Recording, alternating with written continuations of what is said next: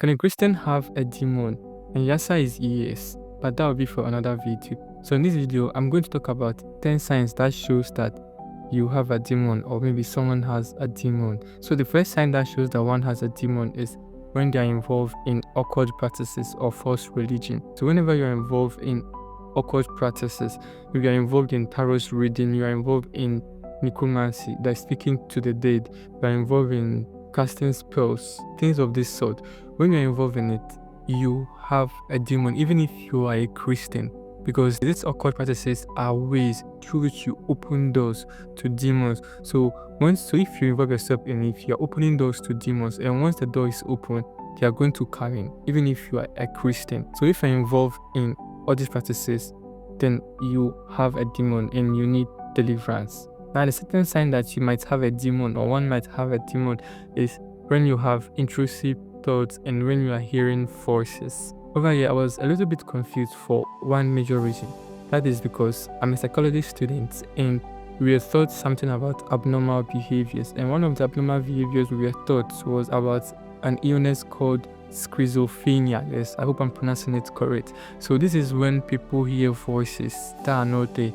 They see things that are not there. So I think illusions, they are called illusions. But the problem here is science deals with something that is physical. Science deals with evidence, physical evidence. So because these voices are not real, like because they are not seeing the owner of these voices, or because they are not seeing these things that these people are seeing, they call them illusion. But this does not remove the fact that these people with this illness are saying that they are hearing voices. Like, they are hearing voices. They said they are hearing voices. They said that they are seeing things. So that because these things are not physical, you can't see it with your eyes. Science ignores it. Yeah, but people are saying they are experiencing it. So this is probably a demon. And especially these voices comes to tell you lies. Like it tells you lies, and it also tells you to do something which you know is not right. Probably like you should harm yourself, you should kill somebody, you should do something bad to somebody. It tells you like that you are this, you are that. Yeah, it's probably a demon and you need deliverance, or the person expressing these things need deliverance.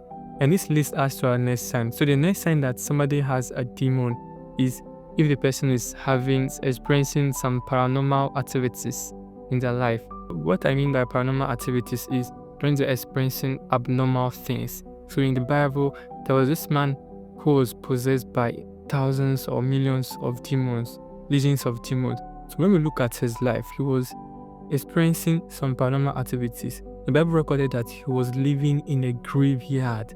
Like living in a graveyard, that's abnormal.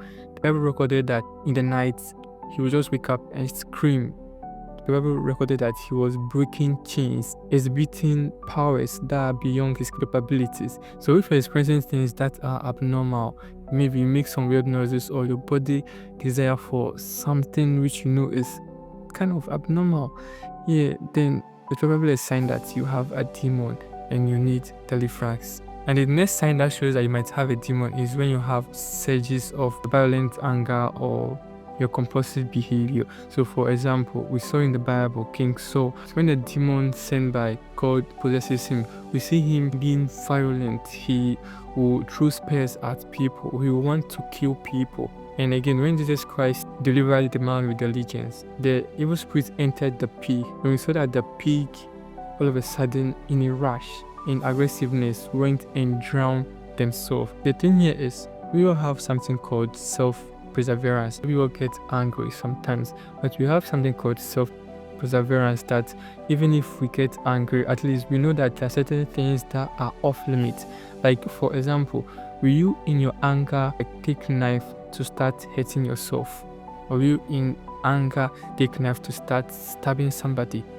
No, right? Yeah, because there is a self-preservation. Like, you know that though I'm getting angry, but like there's a limit. Yeah, so but when you are possessed, when you have a demon and you get angry, like it goes off limits. Like you can hurt yourself, you can hurt other. Yeah, normally when these people they regain consciousness, they be like, I didn't know what came over me, or like they'll be saying stuff that shows that they were out of control. Yeah, so it's a sign that you have a demon. The next sign that you might have a demon or somebody has a demon is when they have chronic illness. In Luke chapter 13 verse 11, the Bible tells us about a woman who has been sick for 18 good years, like 18 freaking good years. And this was because she was possessed by a spirit of infirmity. When Jesus cast out the demon in her, that's when she became healed. And so when you experience some chronic illness, it's a sign that you might have a demon, especially sicknesses that doctors cannot diagnose. Yeah, like doctor will tell you that they can't find what is wrong with you, that your system is fine. Meanwhile, you are sick, yeah, but they can't identify what is wrong with you. Yeah, so it's a sign that a demon is behind it. And also, when you have a sickness that is generational, it's a sign that a demon is at work. Then you need deliverance. So the next sign that shows that you might have a demon is when you experience extreme restlessness in spiritual environment. So listen, I said extreme.